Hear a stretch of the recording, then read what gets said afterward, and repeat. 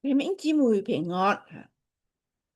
我喺呢個 video 咧，就想同大家講下聖經對列國嘅預言。當然知道聖經時代係，尤其是舊約嗰啲國家，聖經對佢哋有咩嘅講法咧？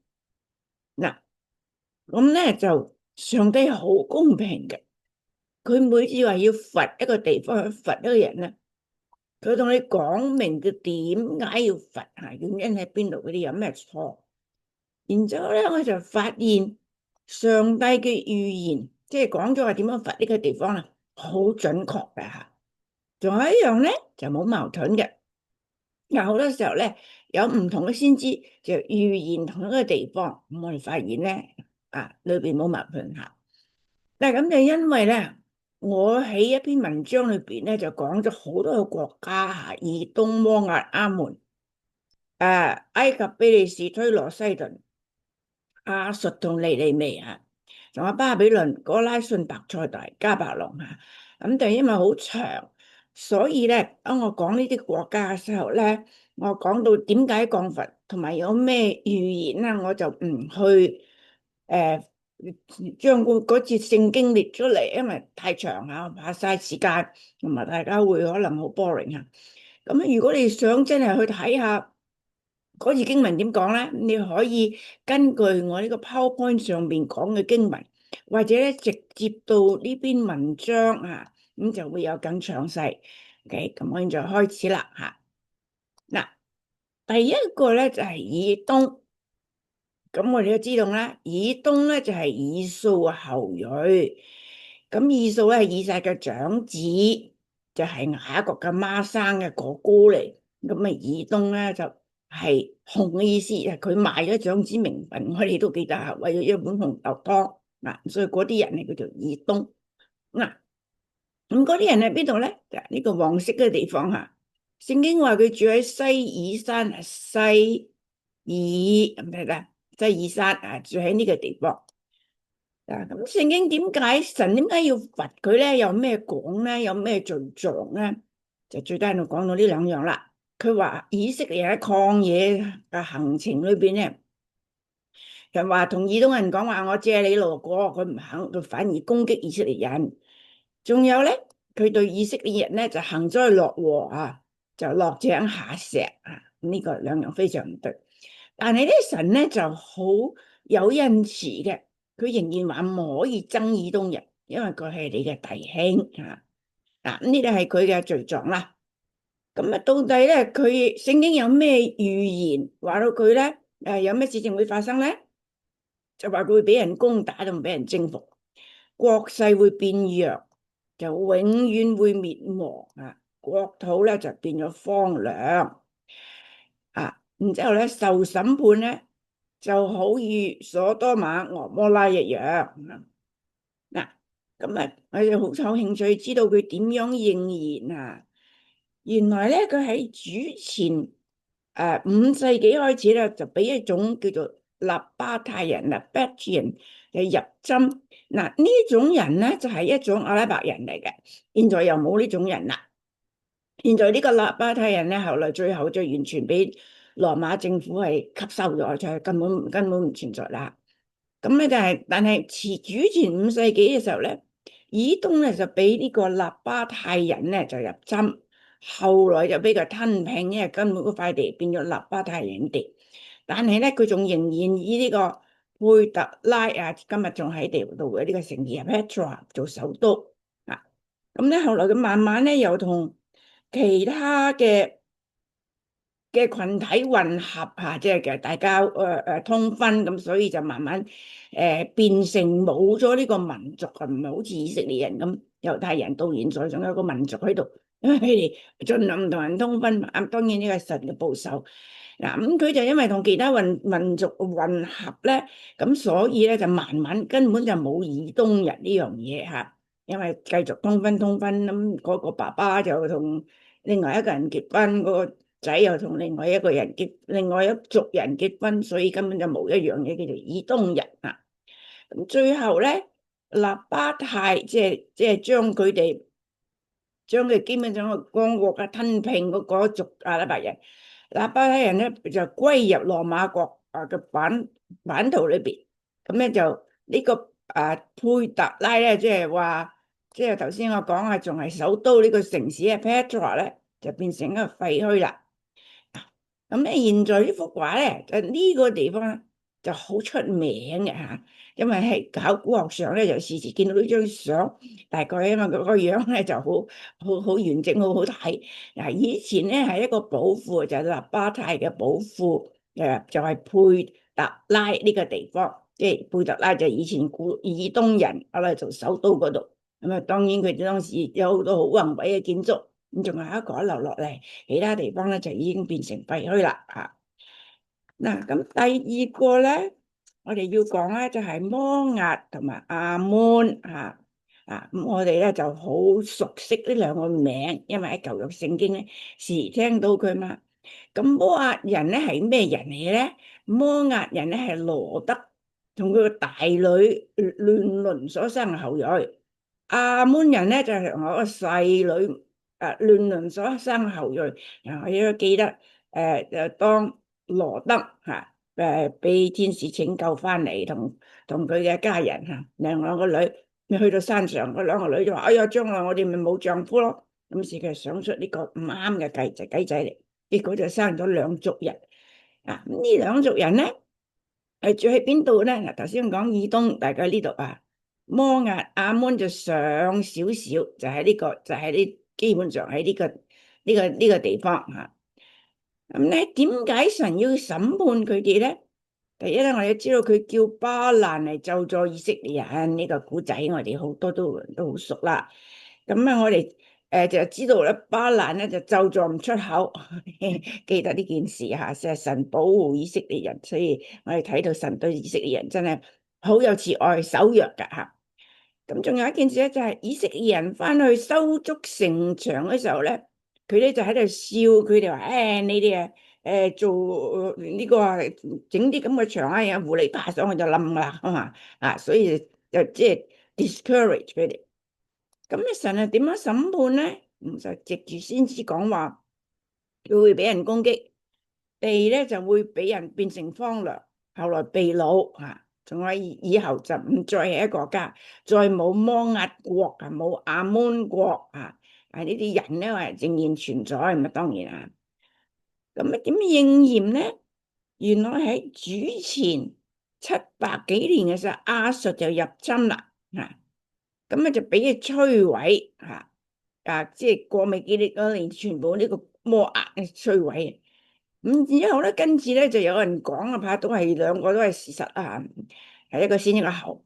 喺主前500幾年咧就俾巴比倫征服，咁所以摩押咧就係慢慢喺波斯時嚟，就根本就再冇呢個國家啦咁最後咧就降咗即係主後嘅時候，就係十字軍又佔咗嗰個地方咁所以我哋知道咧，就呢個地方已經呢種民族已經唔再係個國家，呢個地方慢慢咧就俾人佔據咗咁第二個咧就亞捫啦，亞捫咧亦都喺主前500幾年就慢慢俾巴比倫咧就吞併咗，佢就變一咗衰落咗。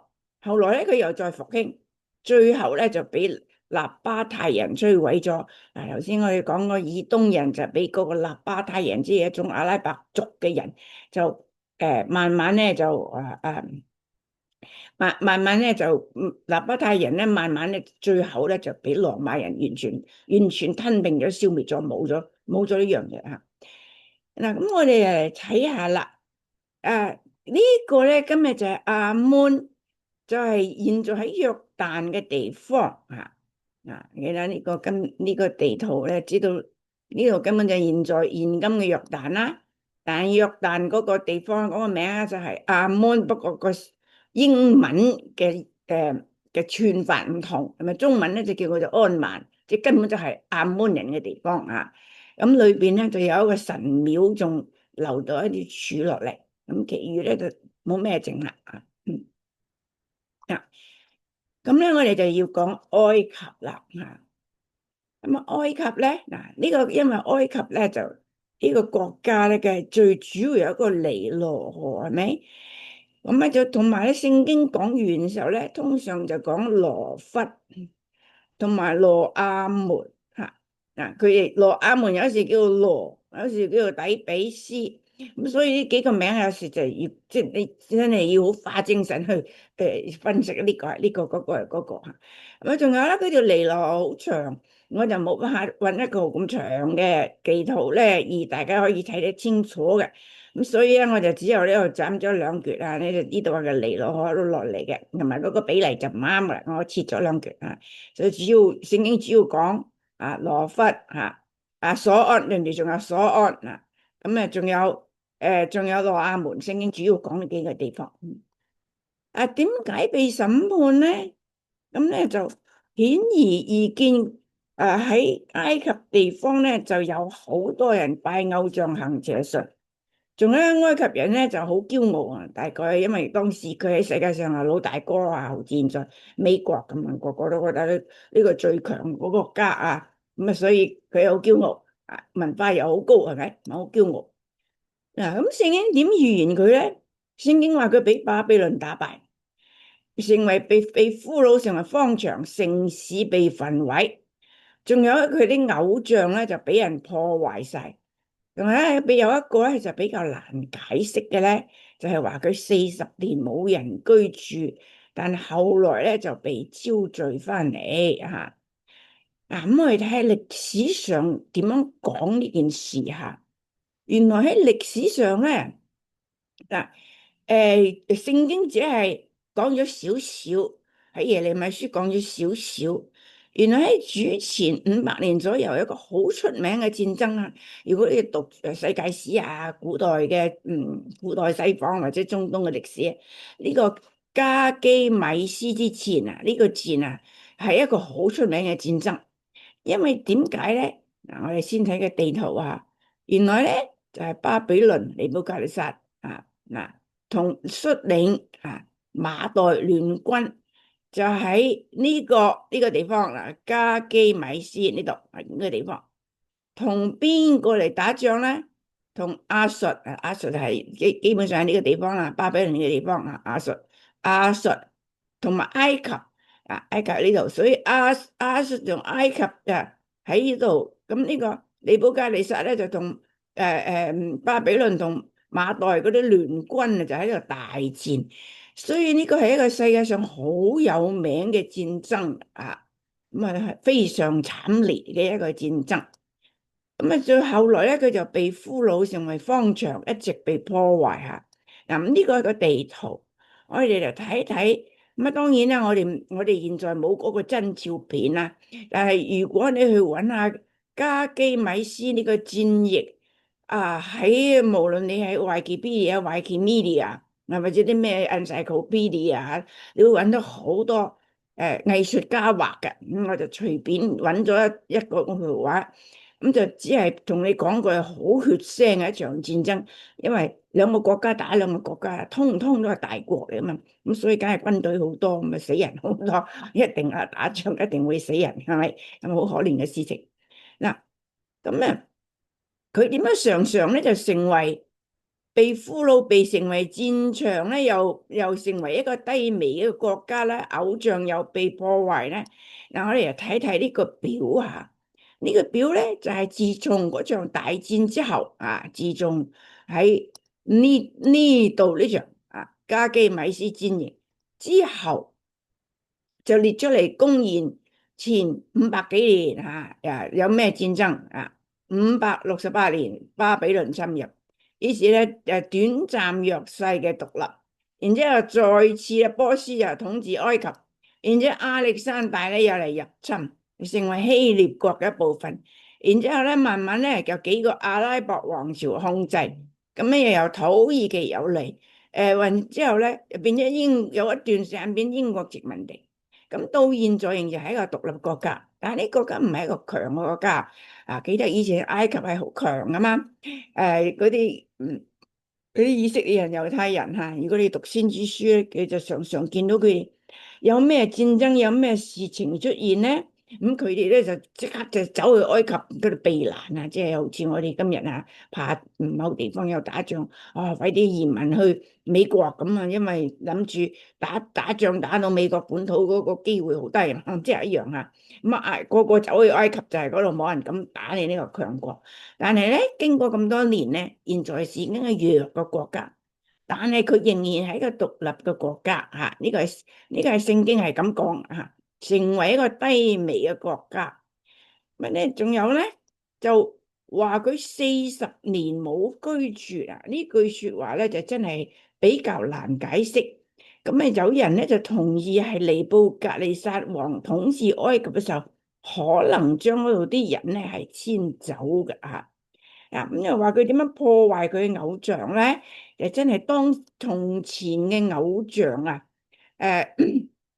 如果你睇下好多人考古嘅人講到佢以前嗰啲偶像咧，就話係真係好奇，嗰啲某某神廟乜嘢都已經好多地方咧就俾人破壞咗，咁所以嗰啲偶像咧就俾人破壞咗啊。咁啊，仲有最後一樣咧，神終於最終顧念佢，而且阿書講到佢成為彌賽亞國度嘅一部分啊。咁呢個就係當然我相信係將來啊。當以色列變成一個彌賽亞國度，人人都認識以色列嘅神係真神，耶穌基督係真神嘅時候，嗰陣時候埃及人啊就會醒悟。當然啦，我哋希望越早越啱啦吓。呢度咧就係嗰個戰爭地圖、戰爭嘅慘烈啊，埃及人點俾人嘅歷史上點樣俾人欺負啊？咁對唔住呢個吓，呢個咧就係所安現在嘅廢墟吓。所安咧就係我頭先俾你哋睇嗰個喺上邊呢個地方。咁啊，所安從前嘅所安咧，現在已經變成一個廢墟。咁跟住咧，我哋要講非利士啦。我哋唔可能唔識得非利士。點解咧？因為讀舊約聖經你就睇見啦。非利士人咧就成日走嚟蝦嗰啲蝦嗰啲猶太人，蝦啲以色列人。咁啊，大衛啊、掃羅啦，冚唪唥同非利士人打個仗，係咪？咁非利士人咧就最出名就有5個城市吓：阿實特、以甲倫、加特、阿實基倫、加薩啊。呢啲城市現在咧，尤其是加薩加沙呢塊地下，常常喺新聞上面打仗，最近先喺度打仗，你就知道係咪？嗱，呢啲咧，譬如阿實特呢啲咁嘅城市咧，就已經係以色列人嘅城市嚟。但係咧，我先講非利士係咩人嚟嘅咧？咁我哋相信喺五經已經提過佢噶啦吓。如果你睇我啲考古學嘅文章嗰啲資料，你就知道，然後羅亞傳落下嚟嘅70個嘅民族當中咧，就有一個創世記講到羅亞，邊個生邊個生邊個，其中有一個咧就係呢個非利士呢個族。咁呢個族咧，後來咧就喺加菲托海島嚟。咁點解去咗加菲托海島咧？呢個就喺希臘外邊噶。咁點解會去嗰度咧？聖經冇講。不過咧，佢哋就喺嗰個加菲托海島咧，就入侵地中，經過地中海入侵呢個巴勒斯坦沿岸。呢件事咧係已經基本上所有考古學家係同意一件事。咁所以咧。歷史上咧，有人叫啲非利士人咧，就係由people of the sea，就喺海度嚟啊！佢哋坐船嚟嘅呢班人啊。嗱，咁佢哋有啲乜嘢唔啱咧？咁我哋知道啊，一直咧就同神嘅子民為敵啊！呢個唔使講啊，大衛、掃羅、冚唪唥同佢哋打個仗，好似佢哋好似當時附近嗰啲族同。掃羅大衛打仗裏邊，非利士人好似常常係最強啦，成日都見到佢哋。仲有佢哋打仗嘅時候咧，佢哋好殘忍嘅一種人嚟嘅，一族人嚟嘅。你就可以睇士師記嚟睇到佢哋做嘅事情。嗱，咁聖經點預言咧？就話佢哋會被攻打，會被焚燒。北方嘅民會嚟攻打佢哋，佢哋嘅城市咧就會變為佢哋嘅城市咧就會變為荒涼，而且咧最後咧被滅絕，已經再冇非利士國咁樣非利士族，依家真係冇啲咁嘅人係咪？咁你嘅史上係點應驗咧？原來咧先被亞述同巴比倫征服，後來又俾羅馬帝國控制。咁咧即係話嗰啲強國一出嚟咧，佢當時嗰啲巴比倫、亞述嗰啲未出嚟啊嘛。咁所以嗰陣時佢就一度通住蝦人，但係到亞述同巴比倫出嚟嘅時候咧，佢哋咧就話非利士人咧就俾人征服咗，慢慢咧就羅馬帝國出嚟咧，佢又俾控制咗。咁喺主前2世紀咧，已經冇呢個人提呢個名啦。咁所以我哋睇新約聖經咧，我哋唔見佢哋講非利士人啦。耶穌話啊，非利士人同你哋打仗啊，你哋要點做啊？冇講啊。頭先有5個城市啊，講下加沙，我哋係最加沙啲加沙係我哋現在最認識嘅一個地方吓。咁呢個加沙咧就一直有唔同嘅民族統治啊，你睇見亞述、巴比倫啊等等啊，然後一開始就埃及就係統治佢，後來咧就亞述同埋羅馬，咁啊最後咧就穆斯林同十字軍，咁現在嘅咧就根本就係廢墟。當然廢墟只係講舊時古城，唔係講現在仲有人住。但係現在仲有人住，因為最近嘅戰爭，我哋已經知道點樣樣噶啦，唔需要問啦，都知道怕唔好睇喺邊度啦吓。咁一直到今日仍然係戰爭好頻繁啊！咁我又睇一睇呢個其中一個城市，因為我揾得到啊加沙城市嘅相咧，都係現在今天打仗之後咁，所以好似唔係好唔係好啱呢個時間線咧，太晚期吓嗱。咁呢個咧就係嗰5個城市當中嘅一個亞實突，我現在嘅廢墟啊，你睇見嗰個城市而家變成咁樣，你頹垣敗瓦啊！應驗咗聖經嘅預言。OK，咁我就停咗喺呢度。咁咧跟住落嚟咧，下一個 video 咧就開始講推羅西頓。推羅西頓係非常有興趣嘅一段預言啊。鐵證代半咧就好中意講幾個預言當中最緊要嘅講最有興趣嘅，就係講推羅嘅事情。OK，我哋等陣再見吓，拜拜。